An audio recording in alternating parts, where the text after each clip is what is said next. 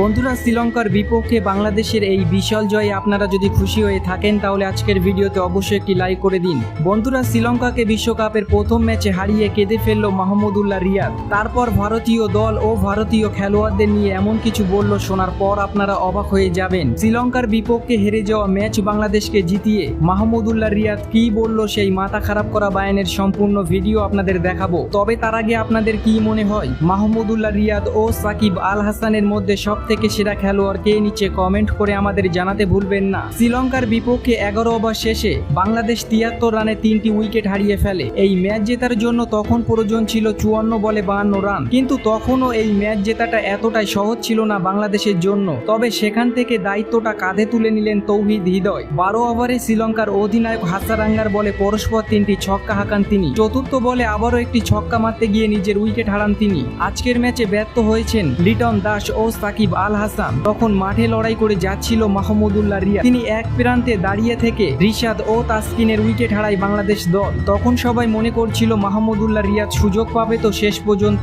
অবশেষে সেই সুযোগটা পান তিনি।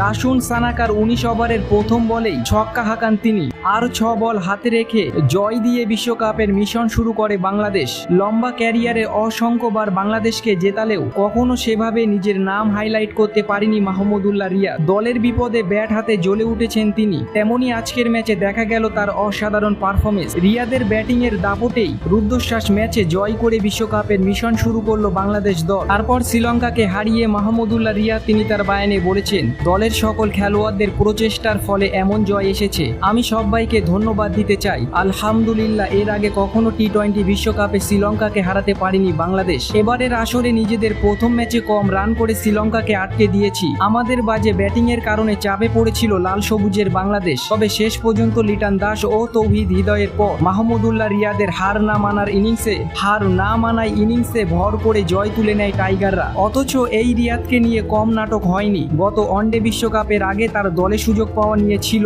অনিশ্চয়তা। সেই সময় দলে সুযোগ পেয়ে নিজেকে প্রমাণ করতে ভুল করেননি রিয়াদ। দক্ষিণ আফ্রিকার বিপক্ষে দারুণ সেঞ্চুরি হাঁকিয়ে নিজেকে প্রমাণ করেছিল। এবারের বিশ্বকাপে ভারতের বিপক্ষে প্রস্তুতি ম্যাচেও পুরো দল যখন ব্যাটিং এ নড়বড়ে, তখন রিয়াদ এক প্রান্তে আগলে রেখে মান বাঁচিয়েছিল। বিশ্বকাপে এখনো বেশ কিছু ম্যাচ বাকি আছে। নিজের শেষ বিশ্বকাপটা স্মরণীয় করে রাখতে মরিয়া এই অলরাউন্ডার। তারপর তিনি বলেছেন, এবারের বিশ্বকাপে যদি ভারতীয় দলের সঙ্গে আমাদের দেখা হয় তাহলে অবশ্যই ভারতীয় দলকে হারাবো। আমি চাই ভারতীয় দলকে হারিয়ে আমার ক্রিকেট জীবনের ইতি ঘটাতে, যেটা আমার জন্য অনেক স্মরণীয় হয়ে থাকবে। আমি এটাও জানি ভারতীয় দলকে হারানো সম্ভব নয়, কারণ তাদের দলে আছে বিরাট কোহলি, রোহিত শর্মার মতো বিশ্বসেরা খেলোয়াড়রা। কিন্তু আমি অবশ্যই চেষ্টা করব তাদেরকে হারাতে। তো বন্ধুরা, আপনাদের কি মনে হয় বাংলাদেশ দল কি পারবে ভারতীয় দলকে হারাতে? নিচে কমেন্ট করে আপনাদের মূল্যবান মতামত আমাদের জানাতে ভুলবেন না।